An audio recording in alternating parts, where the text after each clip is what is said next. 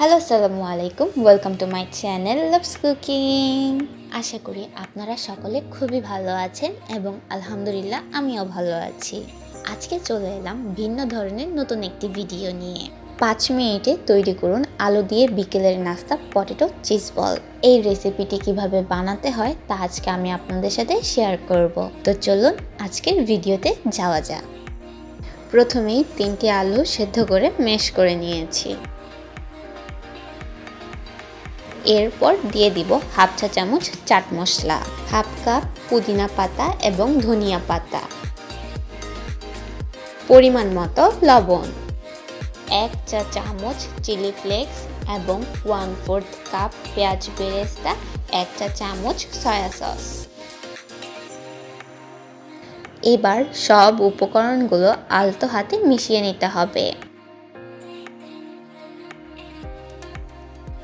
আলু এবং উপকরণগুলো ভালোভাবে মিশিয়ে নেওয়ার পর এরপর নিয়ে নিব মজরেলা চিজ।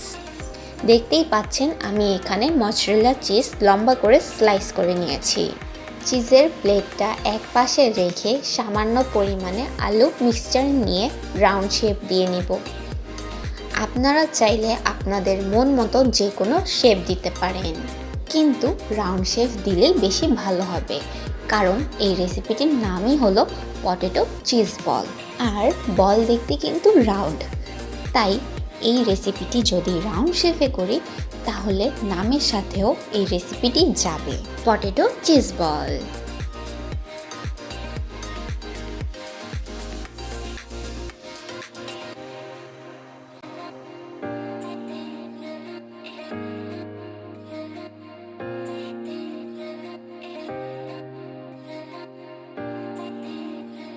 একই প্রসেসে সব পটেটো চিজ বলগুলো তৈরি করে নিয়েছি।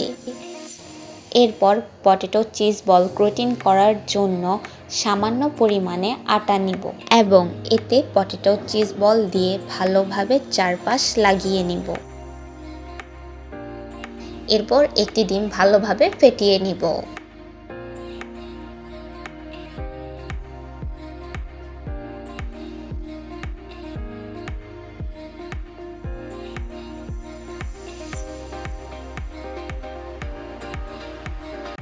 ডিমটি ফেটানো হলে আটায় মাখানো পটেটো চিজ বল ফেটানো ডিমে দিয়ে ভালোভাবে চুবিয়ে নিব। এরপর ক্রোটিনের লাস্ট স্টেপ, একটি প্লেটে লাল সেমাই গুঁড়ো করে নিয়েছি। একদম মিহি গুঁড়ো করিনি, দেখতেই পাচ্ছেন কেমন গুঁড়ো করেছি। তো পটেটো চিজ বলটি ভালোভাবে চারপাশ লাল সেমাই দিয়ে ক্রোটিন করে নিতে হবে।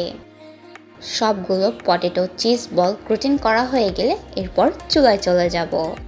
পটেটো চিজ বল ভাজার জন্য চুলায় ফ্রাই প্যানে পরিমাণ মতো রান্নার তেল দিয়ে কিছু পটেটো চিজ বল দিয়ে উল্টে পাল্টে ভেজে নিব, কিন্তু বেশিক্ষণ ভাজারও প্রয়োজন নেই, কারণ এখানে আলু সেদ্ধ করা। তো চুলার আঁচ মিডিয়ামে রেখে 3-4 মিনিটের মতো ভেজে নিব, যতক্ষণ না পর্যন্ত পটেটো চিজ বল এর কালারগুলো চেঞ্জ হয়ে আসছে। হালকা লালচে ভাব চলে আসলেই তুলে নিব। তৈরি হয়ে গেল আজকের রেসিপি, 5 মিনিটে আলু দিয়ে ঝটপট বিকেলের নাস্তা পটেটো চিজ বল। আশা করি এই নতুন রেসিপিটি ছোট বড় সবারই খেতে খুবই ভালো লাগবে। এত সময় ধরে আমার সাথে থাকার জন্য থ্যাংক ইউ সো মাচ, এবং আমার রেসিপিটি আপনাদের কাছে কেমন লেগেছে তা কমেন্ট করে জানাবেন। অ্যান্ড বাসায় যদি কেউ ট্রাই করে থাকেন তাহলে আপনার সেই রেসিপিটি একটি পিকচার তুলে আমার কমেন্ট বক্সে শেয়ার করতে পারেন। ছোট্ট একটা লাইক দিয়ে ইউটিউব চ্যানেল সাবস্ক্রাইব করে অ্যান্ড ফেসবুক পেজ ফলো করে পাশেই থাকবেন।